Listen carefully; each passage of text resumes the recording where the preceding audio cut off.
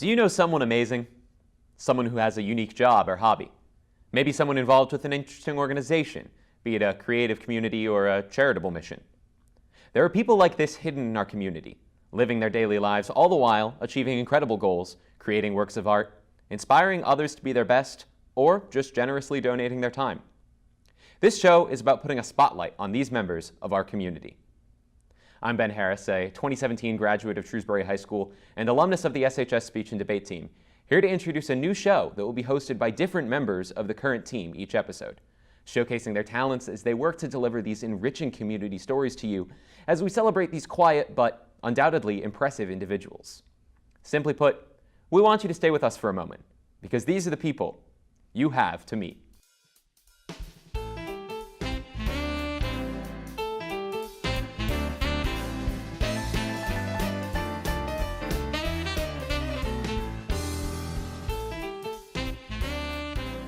Hello, and welcome back to another episode of You Have to Meet. My name is Sophia Peng, and I'm a current member of the Shrewsbury High School Speech and Debate team. I'm here today with McKegg Collins, who is a writer and director who recently submitted a short film to the New York Horror Film Festival. He is a graduate of Shrewsbury High School and an alumnus of Speech and Debate. McKegg, would you like to introduce yourself? Yes, I'm McKegg Collins. I am all those things that you just said. I am a filmmaker. I also am a former speechie. And I graduated from SHS in 2011, if you can imagine such a time. It's a long time ago. Yes, it was. It certainly feels it. But yeah, I just made a film called Arrows Point, which was recently accepted into the New York Horror Film Festival. That's amazing. I know. I'm very, very proud of it. I'm very excited for it.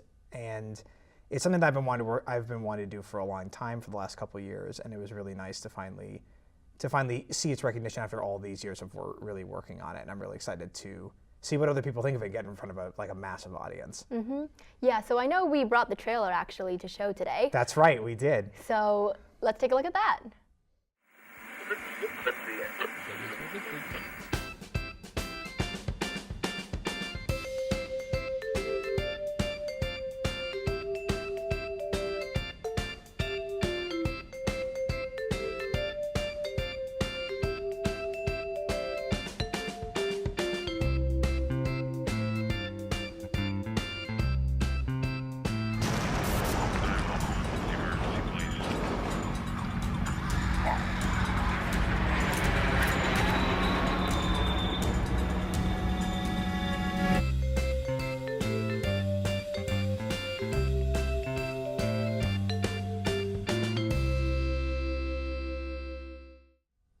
So that was definitely extraordinary. I mean, the cinematography is incredible. Oh, thank you very much, yeah. I wanted to know, what was the technical process like of putting this film together? In terms of putting it together, it's a lot of assembling the right people and getting the right crew. To me, I think about the idea of musicians play, there's conductors out there that say musicians play their instruments, I play the orchestra. And for me, I think something that I really take to heart is finding the right people and finding the right team. And for me, I was very lucky to have the people that I know. And I've been working with the same people since college.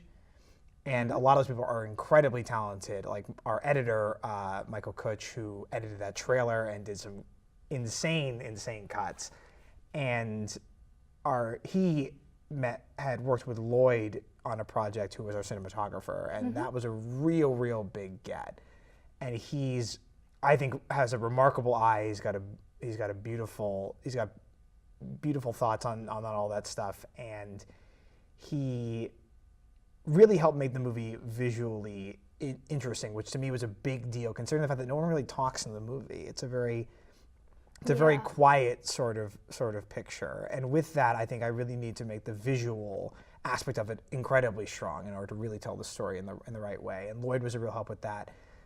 DeMello was a real help with that, our gaffer, and Spencer Hassick, who are our lighting team. They were really crucial. I've been working with a lot of these people for a long time, and I know that they're very talented people, and I know that they're really hard workers. And for me, that was really key of bringing them back into the fold and having everyone else see what they can do. To me, that's a huge thing, because they're such a huge support for me, and I always want to be able to have them shine as well. So it seems like it's a very collaborative process.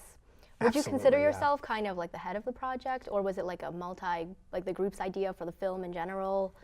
It was really mostly my idea. I really went through with it to go to Austin Clay because they had been working on some stuff as well. Our two actors, who are also two of our producers, and they had been working on Abandoned House Productions, which is we're co-producing it with them. And I'd been thinking about a lot of things at the time, and we as the collective, our collective group studio, Fitchfort Films, we had just finished making some Instagram shorts. We made like these very short form comedic little bits, and we were thinking about a lot of things of trying to do something again more long form, because we've done longer form short films before, and it had been a while. It had been probably 3 years since we had really gone down and shot one, and we were eager to do it again, and we were just looking for the right project. And I had seen what Austin Clay were doing, and I had this script, and I decided just to show it to them and see what they thought, and they were very, very enthusiastic about it. They were very, very excited for it.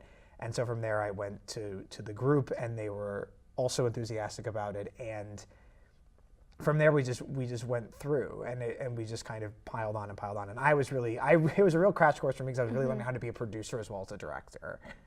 And I had some very helpful, some guidance on the way. Our line producer, Jess Killam, was a huge help. And a lot, and just, voicing through and just getting through. It was a long process to kind of set it up, but it was one that I thought was well worth it. That's awesome. And what about getting the film into the Horror Film Festival? What was that like? It was surreal. It was weird, because when I finish projects, I really just want to like have them shelved away and just never think about them again, because it's just you're really just like, oh God, I really just want this to be done. It's finally, after all that time. And to really get validation for it was a really thrilling thing. When I got the call, it was actually Asta who called me originally when we got in. I was actually at my day job, and I was in a meeting, so I didn't have my phone on me.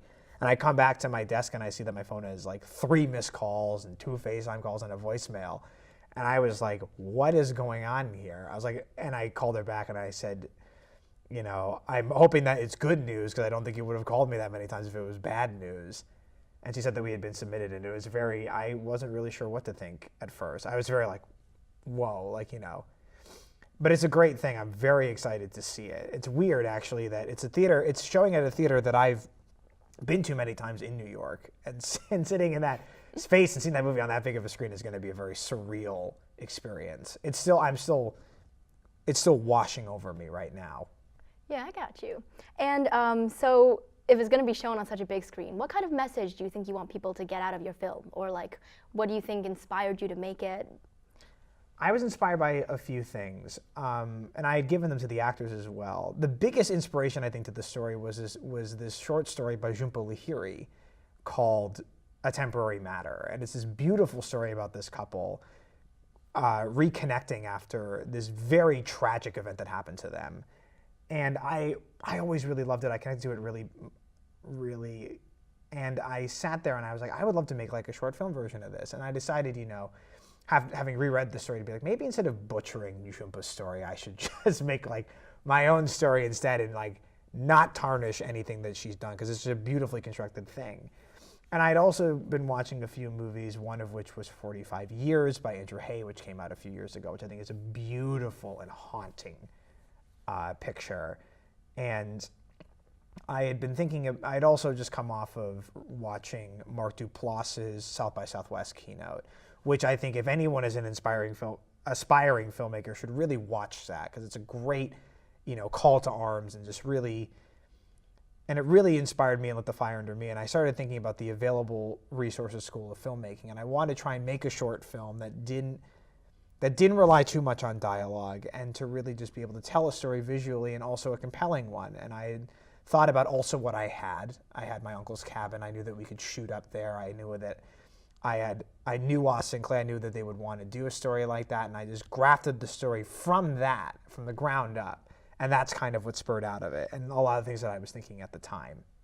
So were you thinking about making it horror when you originally thought it up, or was it kind of just like an emotional calling to do that kind of material? Yeah, I love horror a lot. It's not like what I really want to do, but it is a genre that I really like because I think it's very difficult to do properly.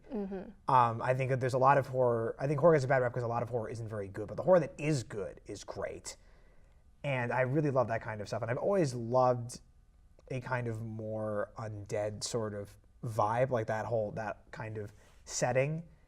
And I thought it would be interesting to kind of tell a story that was more grounded, that wasn't really about the situation. I mean, it's about the situation, but it's not about the outside world. It's a much more insular story.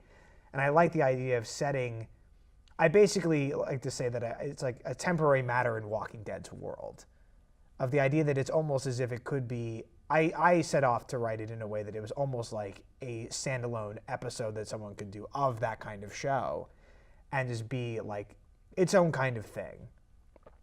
That's really exciting, wow.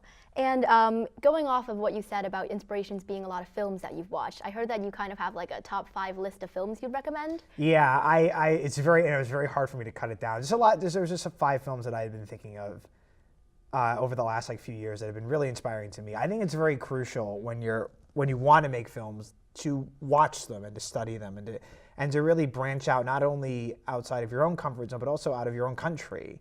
I think that I've watched a lot of foreign films I think are unbelievable, and I think that we have you guys made a graphic of everything, but the films were 45 years, which I think is a big thing in terms of Arrow's Point. I think about the movie a lot. I think it's one of the best films of the last few years. Le Grand Amour is another great French romantic comedy that I saw a couple months ago that just blew me away, and I've been thinking about it a lot. To Be or Not to Be by Ernst Lubitsch I think is great. And then A Separation by Asghar Farhadi, which is an incredible Iranian film that I actually just rewatched recently in theaters. And I was really nervous watching it that it wasn't going to be as good. I thought it was revolutionary when I saw it, and it's still just as good. And then A Matter of Life and Death by Powell and Pressburger, which is an incredible British film from right at the end of World War II. And I think I've been watching a lot of their films recently, and I think they are just absolutely tops. So what do you look for in a really good film? What qualities stand out to you about those films that you just listed? To me, it's really about story, and it's really that's what it really is at the end of the day. And a lot of them are very inventive, especially Le Grand Amour. Le Grand Amour is a beautifully inventive movie. They've done stuff that I couldn't believe was even possible, and it's very, very funny, and it's very heartfelt, and it's very zany. It's really nuts, but it's really, really fun. But with Matter of Life and Death is a great example in terms of that. It's really about the story of that. And with 45 years and all of those, it's really from story from there. Because you can have movies that look like garbage. You know what I mean? Like the movie Once. That's a terrific movie. I think Once is a terrific movie, but it doesn't look great. It's shot on like a potato. It's shot on on a VCR cam. But it's a beautifully compelling story. And to me, it's always about that. And then you can and then you craft everything else around that. And then you have something good. Because, everybody's style is different. I think a lot of foreign filmmakers, especially Iranians with The Separation and Abbas Kiarostami, who I've been watching a lot of his movies too, he cares much more about what's going on in front of the camera, not how everything looks. He's not as much there. It's not always about composition, although composition is also very key. But it always starts with story, and then you go from there. All right, and I'm just gonna change the topic a little bit back to the creation of your films. And I know you've been very involved in the film industry, so I was curious to know what other projects you've been working on. I've been working on a lot, especially after doing this. I've had a little bit of a crisis of conscience in terms of just sitting down and being what do I really want to do next? And the people at Fitchford and I have been talking about a lot of stuff, and we're still trying to figure out exactly what we want to do. We've talked about wanting to do a web series. That's something that we've thought has been the logical next step. It's just a matter of we need the right idea. That is the next thing for us to do, and we're trying to determine that as well. In the meantime, I write a lot, and I work a lot on stuff, and I'm in the middle of rewriting a feature that I wrote last year, and I'm working on that as well. I really want to gang up and do a feature very soon, but it's a matter of just, the right idea and the right time and the right resources, because it takes time, not just time, but money as well, obviously. Everything takes money for the most part, but time is probably the biggest resource as well, and it's just a matter of finding the right thing. Mm-hmm. So recently with your writing, evidently you've been working on a lot of new projects, writing and directing. What about beyond that? I know you looked into production, but do you do anything else related to film? Yeah, I mean, I used to write reviews for a long time. When I used to actually write reviews for the Lantern here for a variety of different things, and I love doing criticism as well. And it's just been a while since I've done it, but it's something that I've always really liked. I love writing a lot, and I love directing a lot, and that's something that I've been wanting to get more into the swing of. I also am very involved in theater. That's something I've been doing for a very long time. Do you act by any chance? I used to, yeah. I acted in a bunch of the plays here at SHS. And my speech training also helped with that as well. But yeah, I've always been staunchly involved in both camps, from the film side and the theater side, which is kind of why I'm always kind of in between the two and not sure which one I love more. And honestly, I think I can have it both ways. I think that's the way it should go. But I feel that's really informed my own approach to things, and especially with my actors, and really just giving them the time to sit in. Like, we rehearse a lot for Arrows. And I've also been working in theater as well. I've worked in various theaters since I moved to New York, and in various different departments, just to see how the companies really work. And I work with a nonprofit as well on the side. And I'm going to actually be directing a reading in New York in about a month. It's actually almost a month in a couple days. And I'm very excited for that as well. But I'm always just so entrenched. And when I'm not writing or working or anything, I'm seeing things. I'm seeing theater, I'm seeing film, I'm reading books. It's like I'm very just involved. I'm just absorbing it as much as I can. Because especially when you're younger, that's really the time to sit down and to really absorb everything and to download. Patton Oswalt calls it the downloading years, where you just watch and you just consume and you learn, and then eventually you start to do output as well. And I think I'm starting to those downloading years are starting to curb down, and it's starting to upload as well. But I'm always learning, and you're always learning. That's the way that it goes. It's the nature of the game, and it's how it should be. Nicholson, I think, has a great quote where he says, "The moment you're not learning is the moment I believe that you're dead," and I think that is very true. Yeah. So it seems that like film, obviously you're very like involved and like invested and working towards this goal. How do you budget your time? Like, do you do like, when do you work on your projects? I know you said you had a day job. Yeah, it's a difficult thing, and it's something that I'm constantly working on. And time management is something that I try to be very regimented with. And sometimes it's hard, especially, I write at night. I don't write in the morning. A lot of people write in the morning, which to me is probably a mistake that I don't do that. But to me, my mind is always the most alive at night. And it's hard, especially after, you work a day job. You work from like 9 to 5, and you come home and you're exhausted. You don't want to do anything. You don't want to sit at a keyboard and clack away, but sometimes you just have to. To me, it's a matter of knowing where your pockets are and using them to the best of your ability, of saying, like, I have this amount of time, and I need to be able to do this, and this will take this long, and this long. And it's just a matter of finding those pockets and using them the best that you can. Sometimes it makes me feel very exhausted. Sometimes I don't sleep as much as I probably should. But it's one of those things that you can find the time. You can't make time, but you can find it. And people are always like, I don't have the time. Mm-hmm. You usually do, and you're just not using it right. That's usually just how it goes. And yeah. What pocket of time did you use for Arrows Point? Was it like a summer project or something you've been working on for a while now?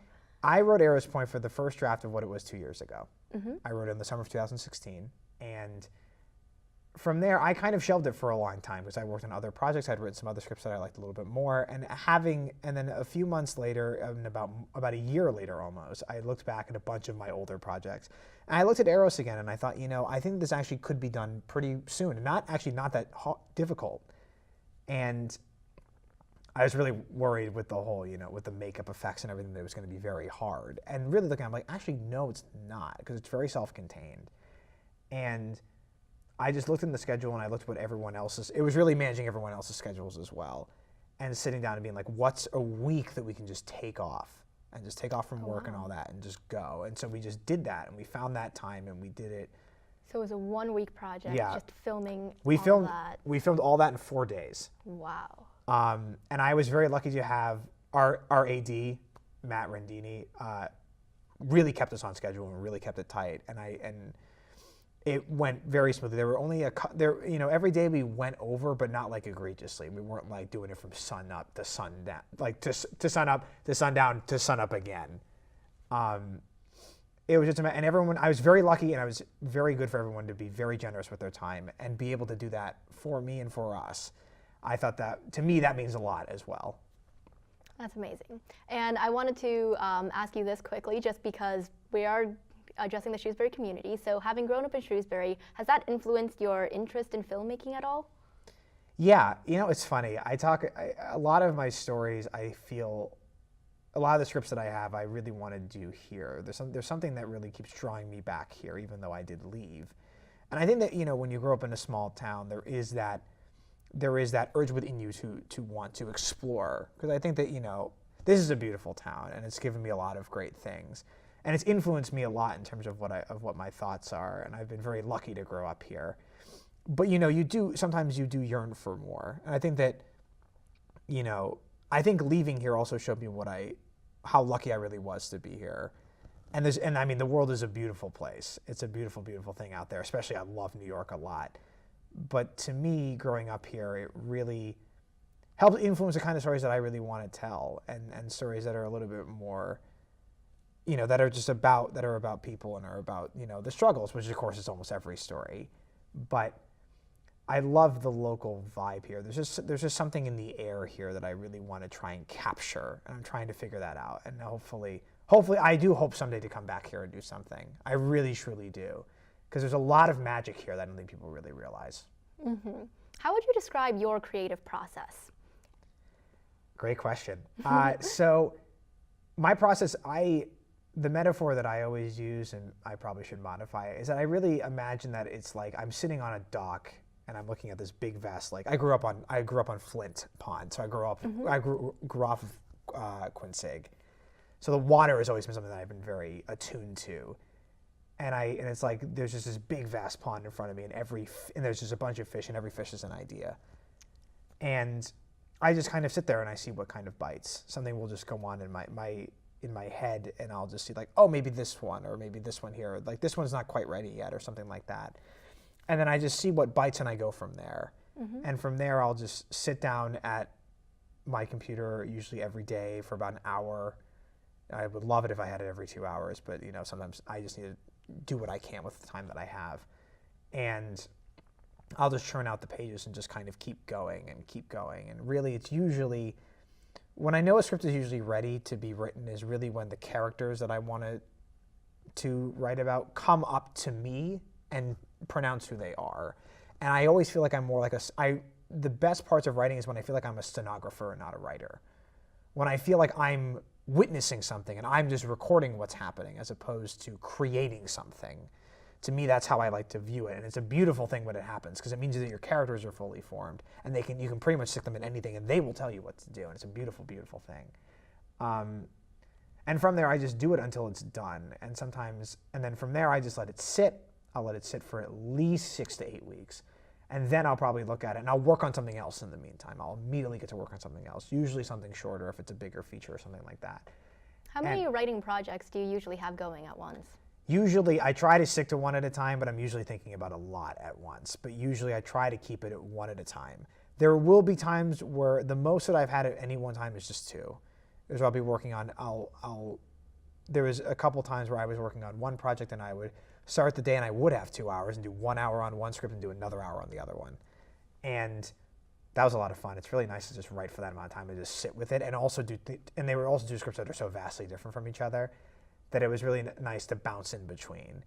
And it's hard to multitask. It's very hard for me to do, and I try to keep it as focused as I can to really make those scripts good, and then let them sit, and then mark them up and just tighten things up here and there, and then I show it to everybody else, to whoever is willing to read it.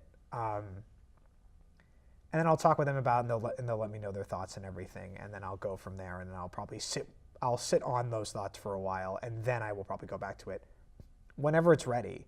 Sometimes it takes me a while between rewrites, especially. There was one rewrite that I did that I didn't touch again for another year, and then I finally realized what I could do, and I sat down and I just wrote it. And that's how I'm doing with the rewrite right now. I wrote that script a year ago, and now I'm working on it again. Mm-hmm. And that's just the way that it goes. I mean, that's the way that it is. The ideas will come to you, and I think that, and even if one of my favorite book of all time is On Writing by Stephen mm-hmm. King. And something that he talks about is he talks about the idea of the muse. And as long as if you just keep showing up at the same time every day that person, the muse will show up as well. And even if you're just sitting there with a blank page, you will come up with something. You just have to keep going at it. You just have to hammer away. That's really the only way that you can do it. All right, and I would like to ask, end on one last question, which is, what advice would you give to aspiring filmmakers? I would really say just keep working at it and to keep learning. I think watching films is really important, but you also shouldn't be afraid to make things and write things. Someone else, I'm always inspired by a lot of people, but Ira Glass is another one who hosts This American Life, and he does this great quote about the concept of the gap, where there's a huge gap between what you're writing and what you love. And your taste is always really good, but your writing isn't usually at the very beginning. And you just have to keep going, and you have to just keep turning away and keep learning from it, and read and watch and experience and keep making and failing. And you shouldn't be afraid to fail. That's a huge thing for me. You shouldn't be afraid to fail, because you will. That's just the nature of the beast. You can't get better unless you do. There's nothing to learn from winning. Yeah, it's a competitive industry. Yes, absolutely. And you have to make, and I think people should also be aware that they have to make sacrifices too, and that's a hard pill to swallow. You know, there'll be times where you miss holidays, where you'll miss, a lot of important things for the sake of your career, and you have to be able to grapple with that. And I think the best way to do it is to also read about other people's biographies and see what they had to do to get there, and figure out, is that really what I want to do, or can I do it another way? Can I compromise? You can. There are ways to do it, but you have to be aware that you're going to have to make some tough choices. But it's all in the sake of art. It's all for the sake of you finding your voice and finding your purpose, and to just keep at it, and to keep experiencing it, and don't be afraid to live. You shouldn't have to be hammering away at a keyboard all day and just never see the sun. You should go out, and that will reinvigorate you in ways that you didn't even know. It's just keeping at it, and eventually, as I realize, that gap between your taste and your work will get smaller, and it will get so unbelievably close that you'll be making stuff that is as good as people that you aspire to be. But you just have to keep at it, and you have to, be tough about it. You have to be able to do it. All right, well, thank you so much for your insight, McKegg. And with that, we'll conclude this episode of You Have to Meet. Thank you so much for tuning in, and we'll hope to see you next time. And we will include a link for McKegg's film trailer, Arrows Point, as well as his list of top 5 film recommendations, and a link to his film production team for Fitchfort Films. That's correct. Thank you so much.